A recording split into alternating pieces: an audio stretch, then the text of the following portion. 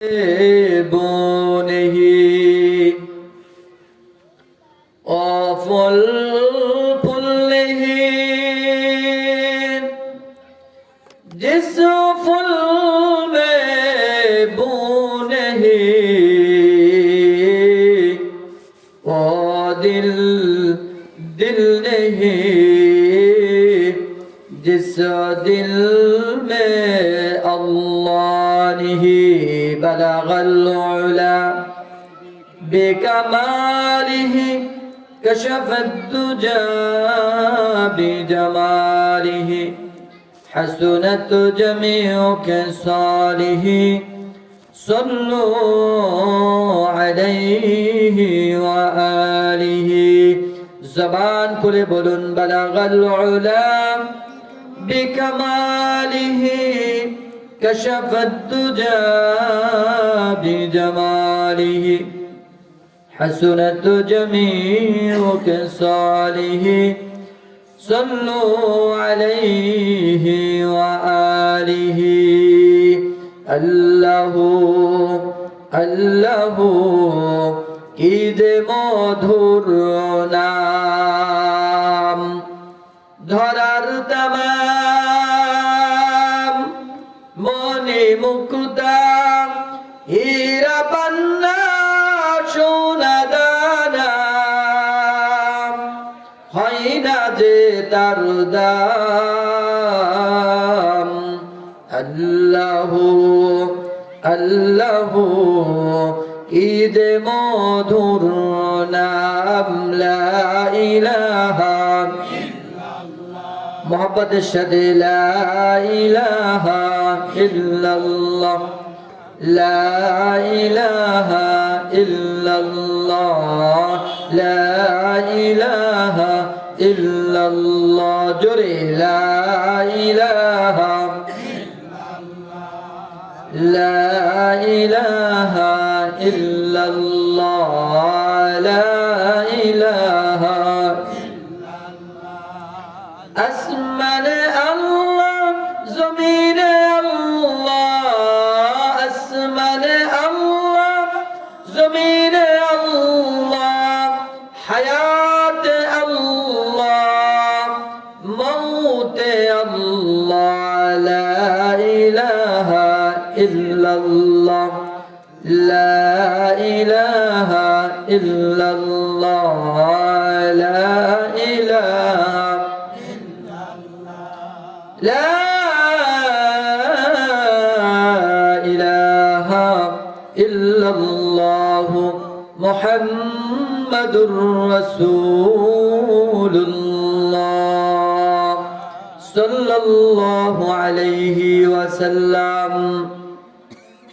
বাহাদিয়া কেন্দ্রীয় জামে মসজিদ ও কবরস্থানের উদ্যোগে আয়োজিত 11তম ওয়াজদার মাহফিলের মুহতারাম সদর সভাপতি, উপস্থিত সর্বকালের সর্বযুগের জাতির শ্রেষ্ঠ সন্তান কাবেলে এহতেরাম হযরতে মুআজ্জাজ উলামায়ে কেরাম, সম্মুখমানে উপবিষ্ট দিনদার ইমানদার মুমিন মুসলমান ভাইরা, বুড়া বাবারা, যুবক ভাইরা, পর্দার আড়ালে মা বোনেরা, আল্লাহ তাআলার দরবারে অগণিত শুকর ও সুজুদ, যিনি আমাদেরকে অত্যন্ত ihsan করে দয়া করে মায়া করে ভালোবেসে জালিসুর রহমান বেহেশতের বাগানে আল্লাহ তাআলা উম্মতের উলামাদের সুহবতে আসা এবং বসার তৌফিক দান করেছেন।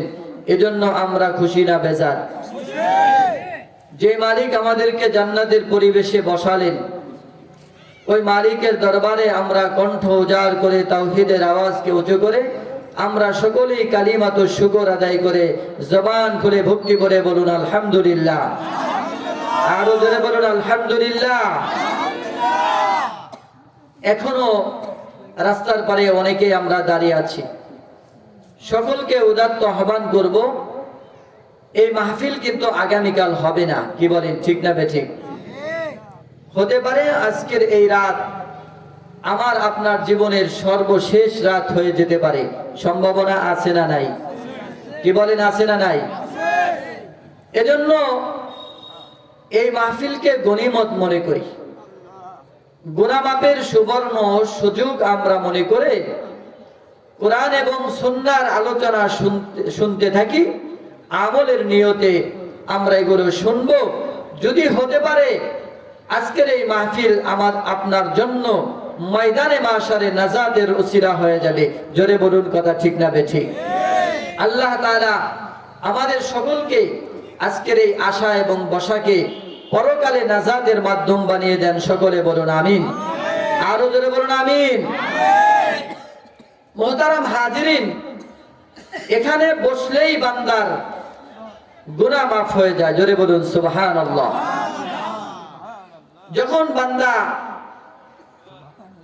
দিনের মজমায় যখন বসে সুবহানাল্লাহ আলহামদুলিল্লাহ বলে, প্রত্যেকটা বলার সাথে সাথে শ্রবণ করার সাথে সাথে আল্লাহ তাআলা আমার আপনার আমল নামায় নেকি উঠায় দেন। সুবহানাল্লাহ। রাসূল সাল্লাল্লাহু আলাইহি ওয়াসাল্লাম বলে, আলহামদুলিল্লাহ তামলাউল মিজান ওয়া ফি রিওয়ায়াতিন সুবহানাল্লাহ আলহামদুলিল্লাহ তামলাআন। পয়গম্বর বলেন, যদি কোনো বান্দা তার জবান দিয়ে আলহামদুলিল্লাহ বলে অথবা সুবহানাল্লাহ বলে, ও যুবক, কত জায়গায় তুমি গেলা, কত নেতার পাশে তুমি ঘুরলা,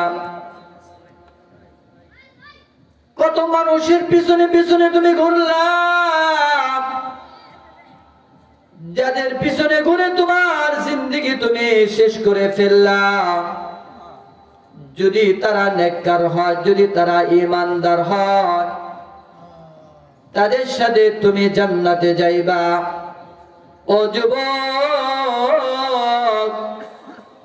আর যাদের পিছনে তুমি সাপোর্ট দিলা, যাদের পিছনে তুমি ঘুরলা, তারা যদি বেনামাজি হয়, তারা যদি আল্লাহর নাফরমান হয়, ও যুবক, তোমার সাপোর্ট দেওয়ার কারণে সে যদি নেতৃত্ব পেয়ে যায়, সে যদি দুর্নীতি করে, সে যদি আল্লাহ রসুলের বিরোধিতা করে, সে যদি কোরআন সুন্নাহর বিরোধী হয়ে যায়, আল্লাহর আদালতে যদি ওই নেতা ধরা খায় যায়, ওই নেতার সাথে যুবক তুমিও কিন্তু রেহাই পাবে না।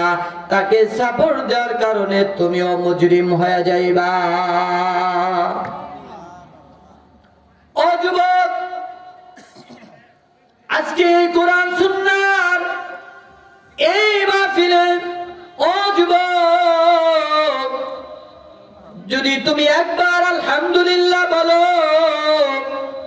একবার যদি সুবহানাল্লাহ বলো, ও মুসলমান ভাই, আল্লাহ তাআলার পয়গম্বর বলেন, কোন বান্দা জবান দিয়ে যখন বলে আলহামদুলিল্লাহ, আল্লাহ তাআলা ওই বান্দার উপরে খুশি হয়ে যায়। শুধু তাই নয়, আল্লাহ তাআলা ওই বান্দার নেকের পাল্লাটা ওজনদার বানায়া দেয়। যখন বান্দা বলে সুবহানাল্লাহ আলহামদুলিল্লাহ, আল্লাহর পয়গম্বর বলেন, ও উম্মত, আমার ওই উম্মত যখন সুবহানাল্লাহ আলহামদুলিল্লাহ বলে, আল্লাহ তাআলা ওই বান্দার জন্য জমিন থেকে আসমান পর্যন্ত যেই ফাঁকা জায়গা আছে, ওই ফাঁকা জায়গা নেকের দ্বারা আল্লাহ তাআলা পরিপূর্ণ করে দেয়। চিৎকার দেয়া বলুন সুবহানাল্লাহ। এজন্য যুবক, ও যুবক, ও বৃদ্ধ বাবা, হতে পারে তোমার আমার জন্য আজকের মাহফিলটা জীবনের শেষ মাহফিল হয়ে যেতে পারে। ও যুবক, চিন্তা করার কিন্তু সুযোগ নাই তুমি 1000 দিন বাঁচবা, তুমি 50 বছর বেঁচে থাকবা। না না যুবক, তোমার মতো হাজারো যুবক প্রতিদিন রাস্তায় অ্যাক্সিডেন্ট হয়ে মৃত্যুর সংবাদ আমাদের কানে আসে না নাই? আরো জোরে বলুন, আসে না নাই? যুবক, এজন্য আজকে তুমি গনিমত মনে করো। না না, সময়টা তুমি অবহেলায় নষ্ট করে দিবা না। আজকের এই মাহফিলটা যদি আল্লাহর দরবারে কবুল হয়ে যায়, আল্লাহ তাআলা ময়দানে মাশারে আমার আপনার জীবনের গুনাহ মাফ করে ময়দানে মাশারে জান্নাতের মেহমান বানায় দিবে। চিৎকার দেয়া বলুন সুবহানাল্লাহ। আমার ভাইরা, হাসরের ময়দানে আল্লাহর আদালতে যখন আমরা দণ্ডায়মান হব, দাঁড়াবো, আল্লাহ তাআলা যদি আমার আপনার জীবনের হিসাব নিয়ে নেয়, আল্লাহ তাআলার নিয়ামতের হিসাব দিয়ে জান্নাতে যাওয়া যাবে না। চিৎকার দেয়া বলুন কথা ঠিক কিনা? আরো জোরে বলুন ঠিক কিনা? আমার ভাইরা, আল্লাহ তাআলা আমাকে আপনাকে এত বড় দামি দামি নিয়ামত দান করেছেন। ও বাবা, ও যুবক, আমি আপনি যে চক্ষু দ্বারা দান করে দেখতেছি, এই চক্ষুটা দুনিয়ার কোন মানুষের দেওয়া না, এটা হলো আল্লাহ পাকের দান। চিৎকার দেয়া বলুন আল্লাহু আকবার। আরো জোরে বলুন আল্লাহু আকবার। যে অঙ্গ প্রত্যঙ্গ আল্লাহ তাআলা আমাকে দান করলেন, ও বাবা, আজকে যদি আল্লাহ তাআলা এই অঙ্গ প্রত্যঙ্গকে প্যারালাইসিস দেয়, অসুস্থ বানায় দেয়, অবশ বানায় দেয়, তখন হারে হারে টের পাবো যে আল্লাহর কত বড় নিয়ামত থেকে আমরা মাহরুম হয়েছি। চিৎকার দেয়া বলুন কথা ঠিক কিনা? এই জবান দিয়ে আল্লাহর জবান দিয়ে আল্লাহ তাআলা প্রশংসা আমরা করলাম। ও যুবক, দোকানের সামনে তুমি বসবা না। ও যুবক, তোমার পায়ে ধরি, তুমি তাড়াতাড়ি মাহফিলে চলে আসো। তোমার মতো যুবক যদি মাহফিলে চলে আসে, আল্লাহ তাআলা তোমার এই ইবাদতের কারণে তোমাকে মাফ করে জান্নাতে ঢুকায় দিবি। সুবহানাল্লাহ। আমার ভাইরা, কত বড় নিয়ামত আল্লাহ তাআলা আমাদেরকে দান করলেন, দুনিয়ার কোন মাখলুককে দান করে নাই। যে জবান দিয়ে কথা বলি, আল্লাহর কত বড় যে নিয়ামত, যারা কথা বলতে পারে না তারাই বুঝে। কথা বলুন ঠিক না বেঠিক? আচ্ছা মানুষ বল দেখি, রাত্র কেন কালো, চন্দ্র সূর্য কোথা হতে পেল এত আলো? ঠিক কিনা? পশু পাখি কয় না কথা, মানুষ কেন কয়? দেবে দেখি এসব কিছু কেমন করে হয়? ফুলগুলি সব নানা রঙের কেমন করে হয়? পাতাগুলি সবুজ বটে ফুলের মতো না। দুধ কেন হয় সাদা, মরিচ কেন ঝাল? আমগুলি পাকলে আবার কেমনে হয় তালাল? আমরা সবাই বাস করি ভাই এ দুনিয়ার রঙে, হাতের রেখা আর চেহারা মিলে না কারো সঙ্গে, আর মিলে না কথার ধরন আঙ্গুলের টিপ। স্রষ্টা একজন আছে, এবার প্রমাণ হলো ঠিক। চিৎকার দেয়া বলুন আল্লাহু আকবার। আর জোরে বলুন আল্লাহু আকবার। ভয় নাই, জোরে বলুন আমাদের মালিক কে? আরো উচ্চ কণ্ঠে বলুন আমাদের মালিক কে? ওই মালিককে সন্তুষ্ট করার জন্য চিৎকার দেয়া বলুন আল্লাহু আকবার। আরো জোরে বলুন আল্লাহু আকবার। আমার ভাইয়ারা, বন্ধুরা আমার, আল্লাহর দরবারে নিয়ামতের হিসাব দিয়ে জান্নাতে যাওয়া যাবে না। আল্লাহ তাআলা যদি একটা নিয়ামতের হিসাব চায়, আল্লাহ তাআলার দরবারে একটা নিয়ামতের হিসাব দেওয়া যাবে না। আল্লাহ তাআলা যদি বান্দা বলে, বান্দা সারা জীবন যে তুমি পানি ব্যবহার করলা, এই পানির হিসাব দে মালিক, তুমি আমার জান্নাতে চলে যাও। বলুন তো, পানির হিসাব দে মালিকের জান্নাতে যাওয়া সম্ভব নাকি? পয়গম্বর ঈসা আলাইহিস সালাম, ঈসা নবীর নাম শুনছেন তো? হযরত ঈসা আলাইহিস সালাম, আমার ভাইরা, ও যুবক, পর্দার আলে মা গো, ময়দানে মাশারে হযরতে ঈসা আলাইহিস সালাতু ওয়াস সালামকে আল্লাহ তাআলা ডাক দিয়ে বলবে, ঈসা আমি আল্লাহ তাআলার নিয়ামতের হিসাব দিয়ে তুমি জান্নাতে যাও। হযরতে ঈসা বলবেন, মালিক ও আল্লাহ, তুমি আমাকে দুনিয়ার মধ্যে এত অসহায় বানাইছো, এত গরিব বানাইছো, আমার কাছে তো কোনো নিয়ামত নাই।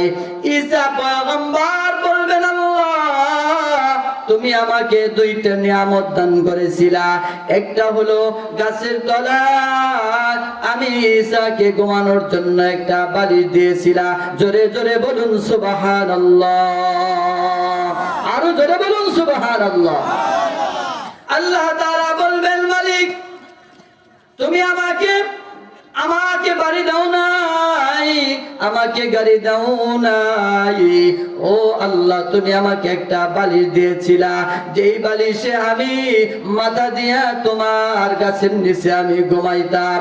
আয় আল্লাহ, আর একটা নিয়ামত তুমি আমাকে দিয়েছিলা, সেটা হলো ঝর্ণা থেকে যে পানি টপকা, এই পানিটা পান করার জন্য তুমি আমাকে একটা গিলাস দিয়েছিলা, একটা বাটি দিয়েছিলা। আয় আল্লাহ, এই দুইটা নিয়ামত আমি প্রাপ্ত হয়েছিলাম।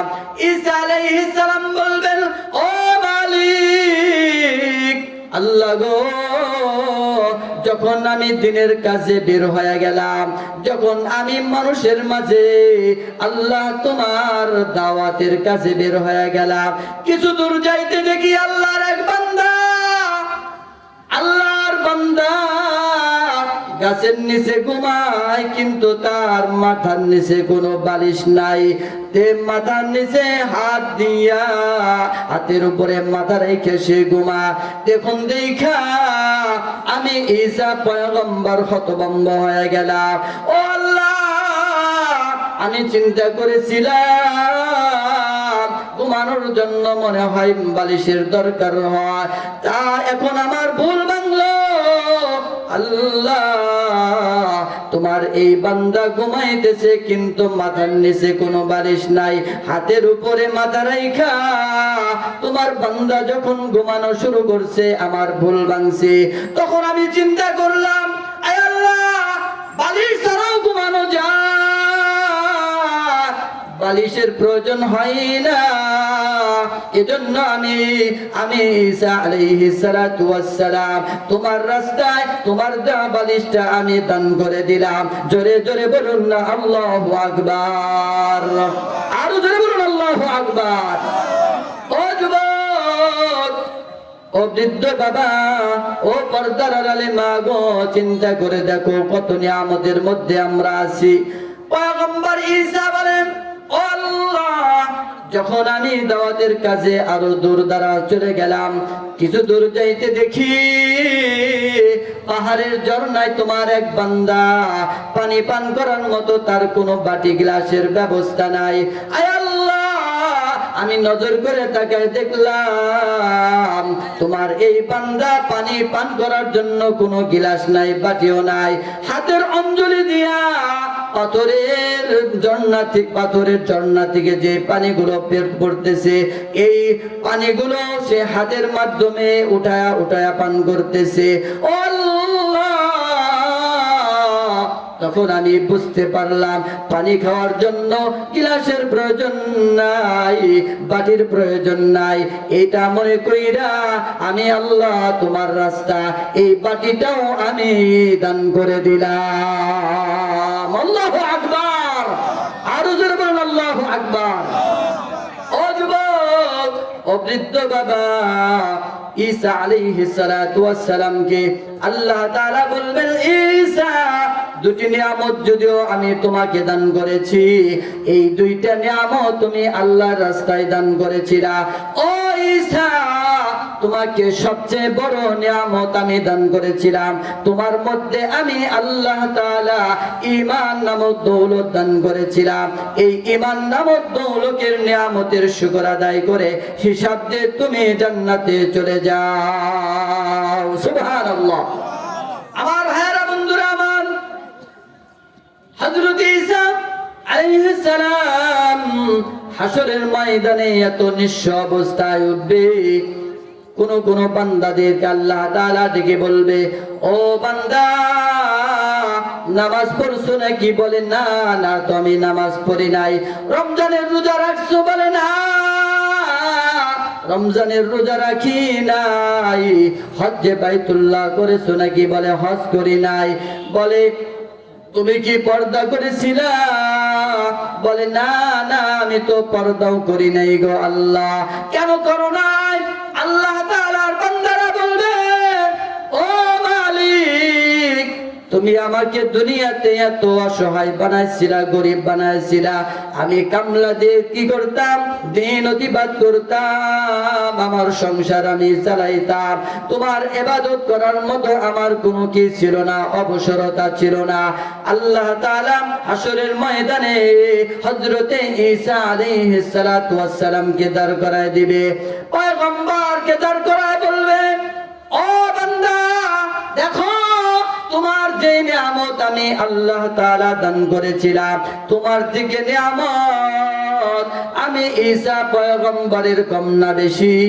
এরপরেও পয়গম্বর ঈসা একটা মুহূর্তের জন্য আল্লাহর ইবাদত ছাড়ে নাই, আল্লাহর গোলামি ছেড়ে দেয় নাই, নামাজ ছেড়ে দেয় নাই, রোজা ছেড়ে দেয় নাই, আল্লাহর বিধানগুলো ছেড়ে দেয় নাই। তখন গরিব মানুষগুলো আল্লাহ তাআলার দরবারে কি হয়ে যাবে? লাজবাব হয়ে যাবে, তাদের কোনো জবাব থাকবে না। আল্লাহ তাআলার দরবারে জবাব দেওয়ার মতো কোনো হিম্মত থাকবে না। ও বাবা, আমরা যদি চিন্তা করি আমরা গরিব মানুষের জন্য মসজিদে যাইতে পারি না, রমজানের রোজা রাখতে পারি না, হজ্জে বাইতুল্লাহ করতে পারি না, আল্লাহর বিধানগুলো আমরা মানতে পারি না, পয়গম্বরের সুন্নাত আমরা জীবনে আমাদের বডির মধ্যে আমরা ফিট করতে পারি না, বলুন তো হাসরের ময়দানে আল্লাহ তাআলার দরবারে কোনো জবাব থাকবে নাকি? কি বলেন, থাকবে? আমার ভাইরা, আল্লাহ তাআলার দরবারে শিল্পপতিকে বৃদ্ধমান লোকদেরকে যখন দাঁড় করায় দিবে, আল্লাহ তাআলা বলবে, হে গোলাম তুমি নামাজ পড়েছো? বলে না, না পড়ি নাই। হজ করেছো? করি নাই। রমজানের রোজা রাখছো? বলে না করি নাই। কেন করো নাই? তখন ওই বান্দাগুলো আল্লাহর দরবারে বলবে, আল্লাহ দুনিয়ার এত সম্পদের মালিক তুমি আমাদেরকে বানাইছিলা, দুনিয়ার ঝামেলা এত বেশি ছিল,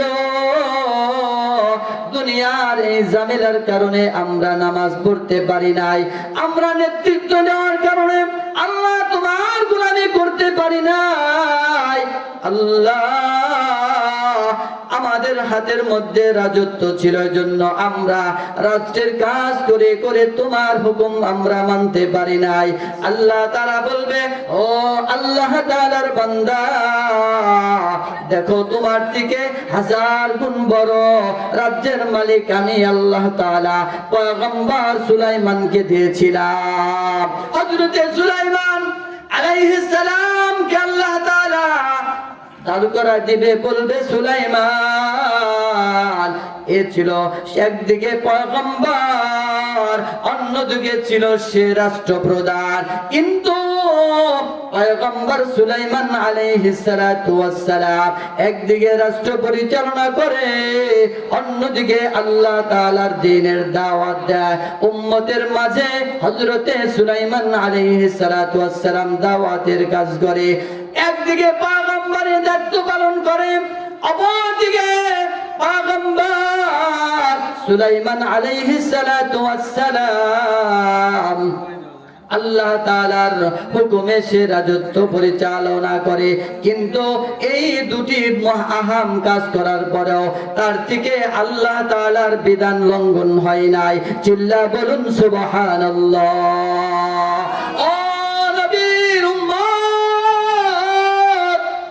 ও নবীর উম্মত, আল্লাহ তাআলার দরবারে তখন ওই বিত্তবান লোকদের কোনো কি থাকবে না, তাদের জন্য কোনো কি থাকবে না, জবাব দেওয়ার ক্ষমতা থাকবে না।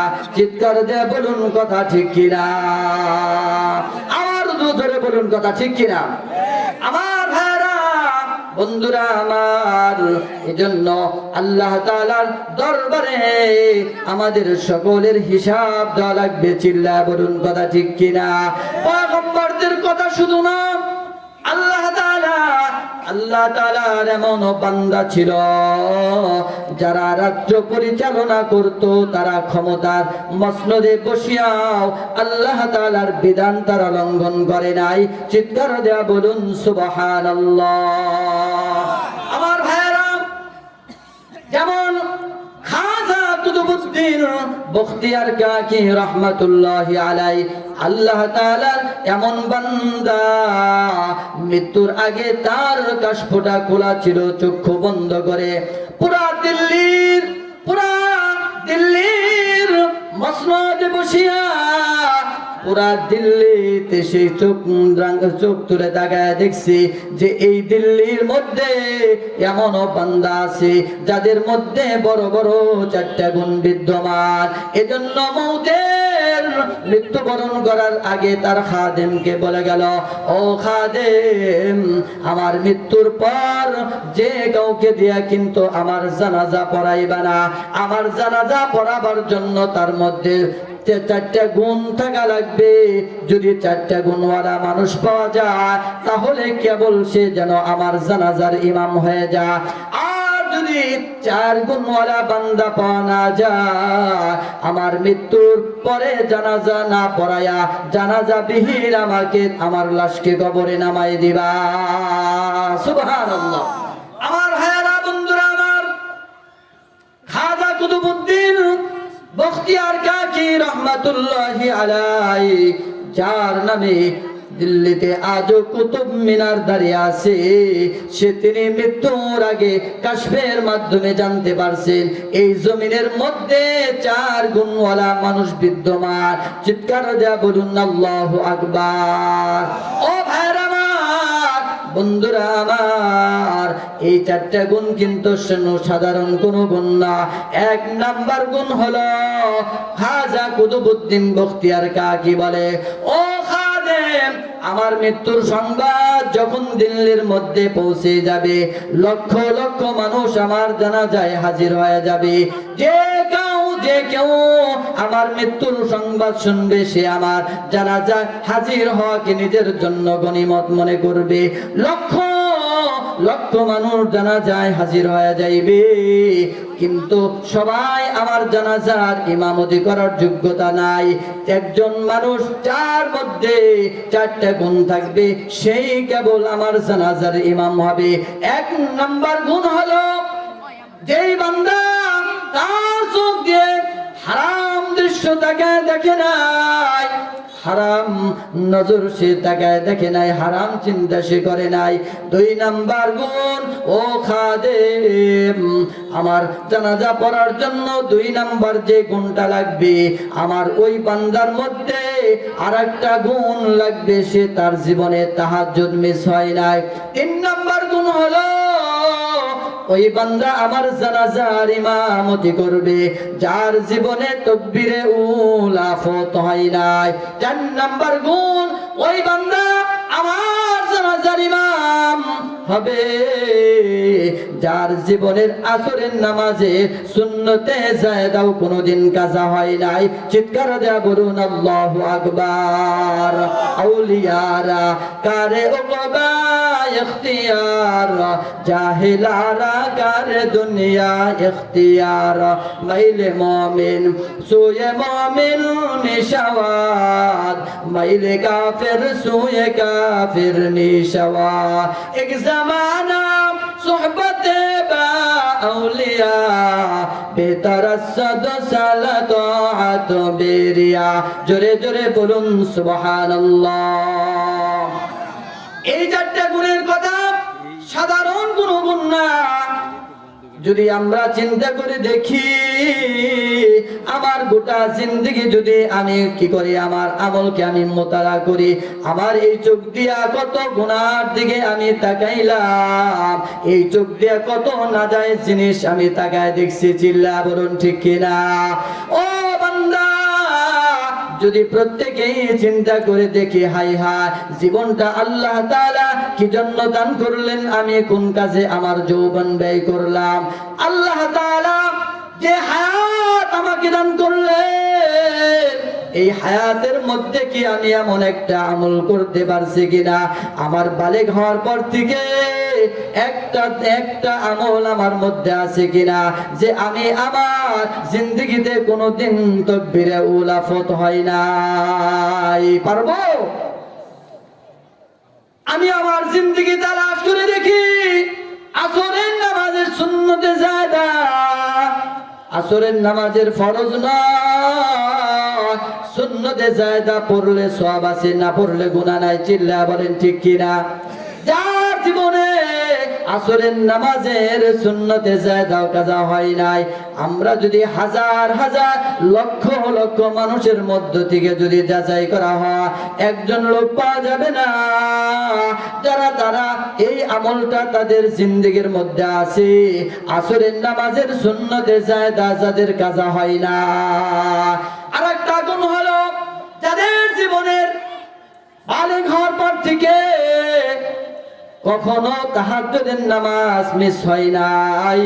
তাহাজ্জুদ তো দূরের কথা, দৈনন্দিন 5 ওয়াক্ত নামাজ আল্লাহ তাআলা ফরজ করে দিয়েছে।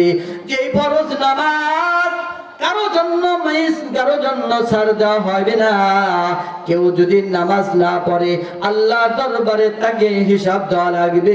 চিৎকার দেয়া বলুন কথা ঠিক কিনা? আল্লাহ তাআলা ময়দানে মাশরে জাহান্নামী এবং জান্নাতীদের মধ্যে সংলাপ করাবেন। জান্নাতি বান্দারা, জান্নাতি বান্দাদের চোখের পাওয়ার এত বেশি হবে যে জান্নাতে বসিয়া সব জাহান্নামীদের অবস্থা তারা দেখতে পাইবে। চিৎকার দেয়া বলুন আল্লাহু আকবার। আর জোরে বলুন আল্লাহু আকবার। আমার ভাইরা, আল্লাহ তাআলা জান্নাতকে কত বড় নিয়ামত করে বানাইছে। হাদিসে কুদসিতে আল্লাহ তাআলা বলেন, আদাতু লিইবাদিয়াস সালিহিন, আমি আমার বান্দাদের জন্য জান্নাতকে এমন ভাবে সাজাইছি, মালা আইনুন রাআত, যে চক্ষুটা কোনদিন জান্নাতের যথাযথ নিয়ামত দেখতে পারে নাই। চিল্লা বলুন না আল্লাহু আকবার। আরো জোরে বলুন আল্লাহু আকবার। আল্লাহ তাআলা হাদিসে কুদসিতে বলে, মালা আইনুন রাআত, এমন কোন চোখ নাই যে চোখ দিয়ে মালিকের জান্নাতকে তারা কি করেছে, অবলোকন করেছে, দেখেছে। ওয়ালা উযুনুন সামিআত, এবং এমন কোন কিনাই কান নাই যেটা জান্নাতের যথাযথ বিবরণ শুনেছে। আল্লাহ তাআলা বলেন, ওয়ালা খাতারা আলা কলবি বাশার, এমন কোন অন্তর নাই যেই অন্তর দ্বারা বান্দা জান্নাতের কল্পনা করেছে। ও বান্দা, দুনিয়াতে কত কিছু আমরা কল্পনা করলাম, কল্পনার জগতে আমরা ঘুরতে ঘুরতে কত দূর পর্যন্ত চলে যায়। বিজ্ঞানীরা কল্পনা করতে করতে এই পৃথিবীর উন্নতি সুউচ্চ স্তরে পৌঁছে যায়। বিজ্ঞানীদেরকে বলবো, তোমরা তোমাদের এই বিজ্ঞানকে তোমরা আকাশ পর্যন্ত নিতে পারলা?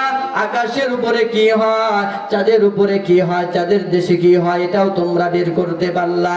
ও বিজ্ঞানীরা, তোমরা গবেষণা করে বের করো 3.5 হাত মাটির মধ্যে যে তোমার বাবাকে রাখলো, তোমার দাদাকে রাখলো, এই 3.5 হাত মাটির নিচে কি হচ্ছে একজন বৈজ্ঞানিক বলতে পারে নাই। চিৎকার দেয়া বলুন কথা ঠিক না বেঠিক? পয়গম্বর বলেন, আলা রাসূলুল্লাহ সাল্লাল্লাহু আলাইহি ওয়াসাল্লাম, আল কবরু রাউযাতুম মিন রিয়াজিল জান্নাহ আও হুফরাতুম মিন হুফারিন নার। পয়গম্বর বলেন, কারো জন্য কবরটা জান্নাতের বাগান, কারো জন্য কবরটা জাহান্নামের গর্ত। চিল্লা বলুন কথা ঠিক কিনা?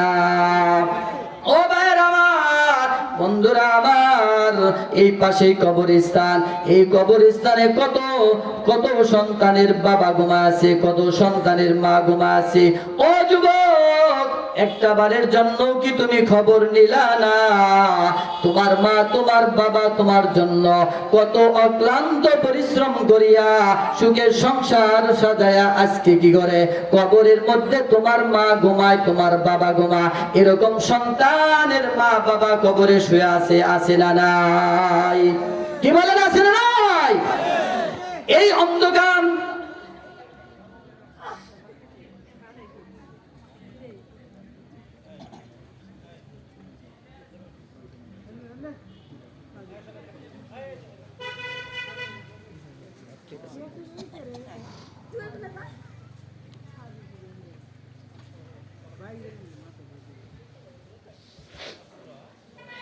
হুজুরের কাছে অনুমতি নিয়েই বলছি। আলহামদুলিল্লাহ, কথার মাঝে আসলে ওইরকম ভাবে থামানো অত্যন্ত বড় একটা বেয়াদবি। হুজুরের অনুমতিতেই, যাই হোক,